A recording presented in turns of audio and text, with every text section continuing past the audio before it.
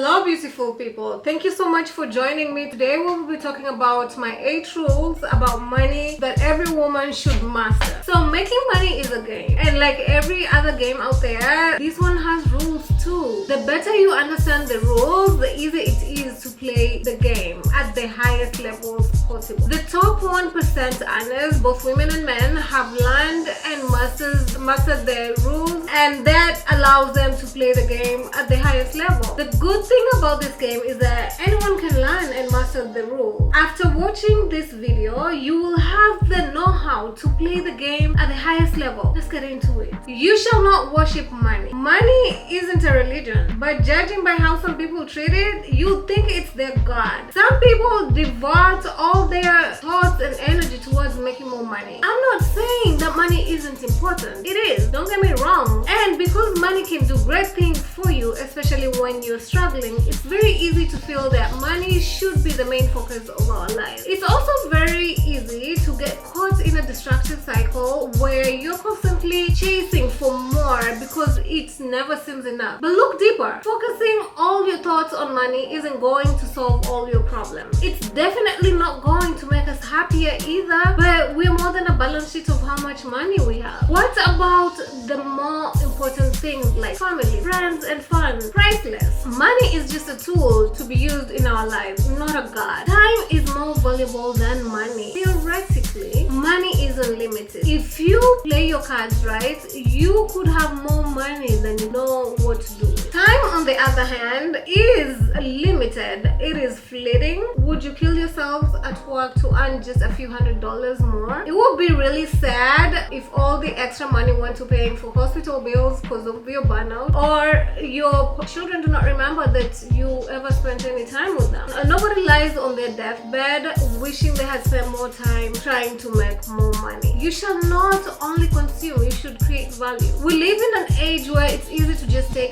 It's the golden age of consumption. We can spend all our time on our smartphones buying new things to make us feel good, but living like this makes us forget that money is generated by producing, not consuming. Consumers don't gain money, they pay money. Endless consumption numbs you. It's usually a painkiller towards something that's deeply rooted, and you might need to seek therapy for that. But endless consumption of anything is a numbing technique. It kills your creative senses and your ability to make money. But when you create value, what you're really doing is creating money, because money is an effect of value.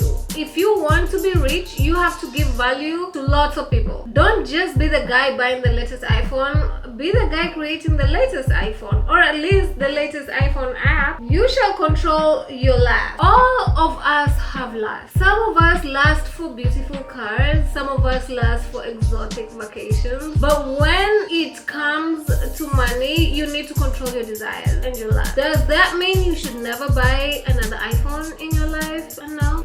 I said control, not remove. Control means you decide what is important to you at that specific given time and focus your money on that thing. Choose just the few important ones and forget everything else. Then set a budget for these things and follow it. This is financial discipline. Eating avocado sandwiches won't make you broke, but trying to have a combination of a BMW, international vacations every month, Starbucks coffees every day, and avocado sandwiches every lunch just might. You shall not be jealous. I know how it looks with the current society and social media, the age of social media. We tend to compare our lives to the lives of somebody else that you're seeing on social media, or even your neighbor, somebody you have no idea what their life entails. Everyone else's life seems to be way cool than yours. They have a better job, in your mind that is.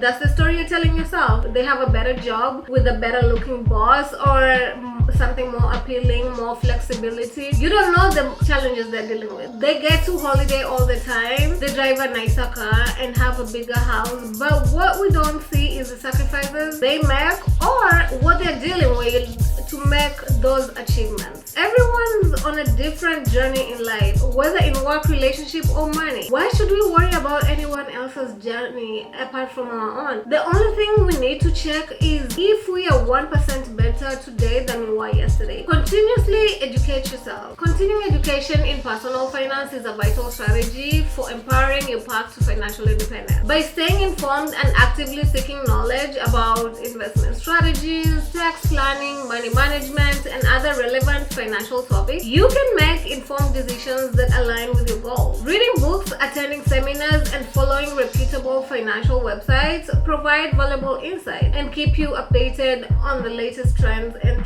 strategies. Enhancing your financial literacy allows you to adapt to changing economic conditions, seize opportunities, and navigate potential pitfalls. By continuously educating yourself, you gain the knowledge and confidence needed to make sound financial decisions and progress steadily towards the goal of financial independence. Save some of your income. This is a simple fact that many people miss. You will never grow wealthy if you spend everything you earn. Regardless of how much money you make, you need to put some aside in savings. At least have a cushion. A cash cushion is nice because it helps you prepare for unexpected expenses and helps you avoid debt.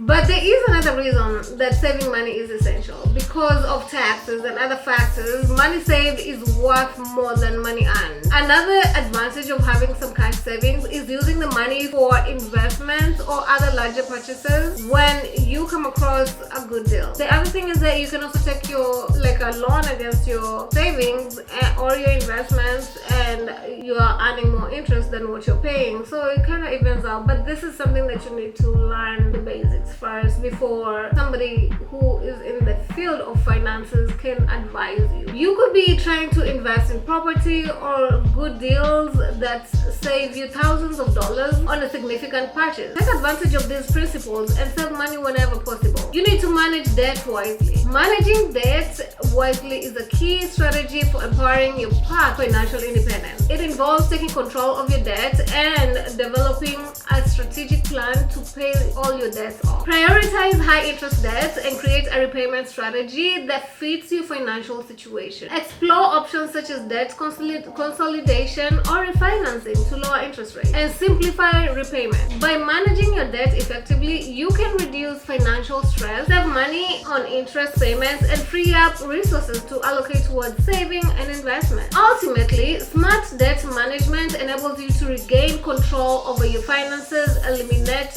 debt burdens, and make significant progress towards achieving financial independence. What happens if you break a commandment? Don't worry, like I said, money isn't a religion, and this isn't a religious session or a sermon. There's no money god who will punish us if we occasionally break the rules. So be easy on yourself if you fail. Nobody is perfect. After all, it's not easy to follow the rules of money. It's a difficult path. Just don't give up. Pick yourself up and do better next time. You might just get to financial heaven, wherever that place is, and please call me when you get there.